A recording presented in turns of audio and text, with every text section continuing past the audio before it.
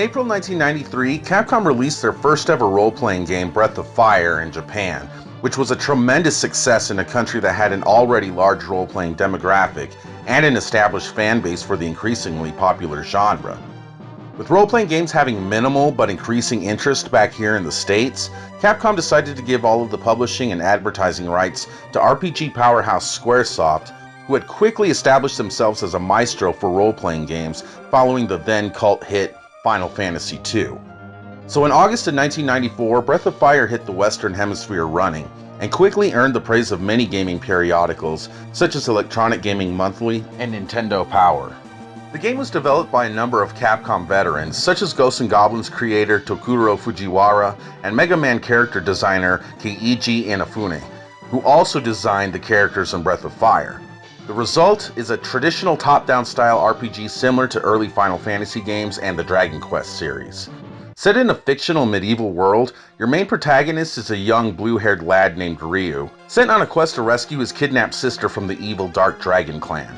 Now, Ryu hails from a long lineage of anthropomorphic beings, which have the ability to transform into dragons. In fact, every party member employed along your quest is some sort of human-animal hybrid, each with their own special abilities to assist you in your quest. Of course, your allies aren't joining in the fight for shits and giggles. They all have a genuine beef with the Dark Dragons and seek justice and retribution. The game begins with a single party of Ryu. Boy, Capcom really likes that name, don't they? Before meeting up with the winged Nina. Both members, weak as kittens, have significant solo quests before joining forces, and then gaining strength in numbers with a maximum of 4 active members in your posse. Breath of Fire definitely has a more traditional RPG feel to it versus a game like, say, Final Fantasy III, or even Final Fantasy II, which are much more linear by comparison. Breath of Fire requires a lot of clue solving and ambiguous comment deciphering to advance further in parts of the game. Don't feel ashamed if you need to use a guide to figure out where to go to next. Otherwise, you may spend many a frustrating hour just to figure out where your next destination is. Like with most traditional RPGs, you have your basics. Turn-based, command-driven battles which provide experience and gold to gain strength and attributes, and to purchase much-needed weapons and armor. Numerous towns with oppressed townfolk who live in constant fear of the Dark Dragons. Caves and dungeons which inhabit the dark underbelly of an otherwise lush and green overworld, and a deluge of monstrosities confront your party at almost every turn. When it comes to these confrontations, the battle system which Breath of Fire employs is elementary, using simplistic symbols to indicate which action to take, such as a sword for the attack command and a staff to conjure magic. While it may look different than what we've been accustomed to in terms of traditional RPGs, it's really a cinch and will take almost no time whatsoever to get the hang of. While the majority of your battles will use the attack command, special abilities can also be implemented, such as Ryu's ability to transform into a fire-breathing dragon, along with magic spells. This is one area in which I feel the game lacks diversity. Your most learned magician doesn't join the party until much later in the game, rendering the few minuscule spells at your disposal child's play compared to the more powerful spells from sorcerers such as Blue. While the lack of powerful magic at the beginning of the game may deter some from this adventure, it didn't bother me all that much, and I persevered regardless.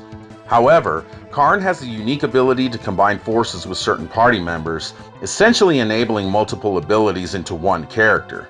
This definitely helps out once you have numerous party members, but only 4 slots to fill.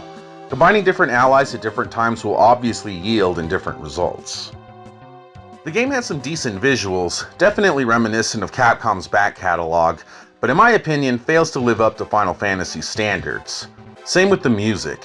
While the music is good, it pales in comparison with Nobuo Uematsu's ingenious compositions from the 2 SNES Final Fantasy games, but hey, let's face it, any 16-bit RPG comes in at least a distant third behind Squaresoft's 2 masterpieces. One thing that I thought was cool as hell though, was that the battle music changes about halfway through the game. This was the first role-playing game I had ever played that did this. Now normally we're stuck with the same battle theme throughout the whole game, boss battles exempt of course, but Breath of Fire changes it up. The series has kept this tradition alive ever since.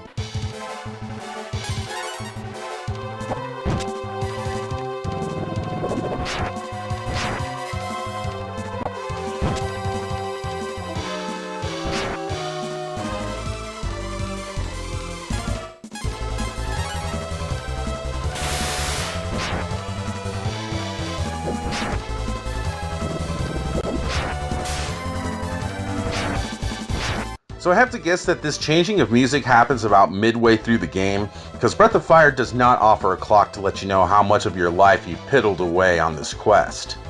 I'm guessing the game takes roughly 40 hours or so to defeat, which isn't that abnormal for an SNES RPG. Geez, that's one hell of an acronym, isn't it?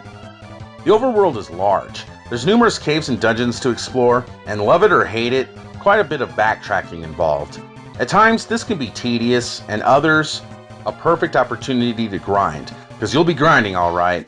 Another aspect of the game which may turn people off, grinding has never really bothered me.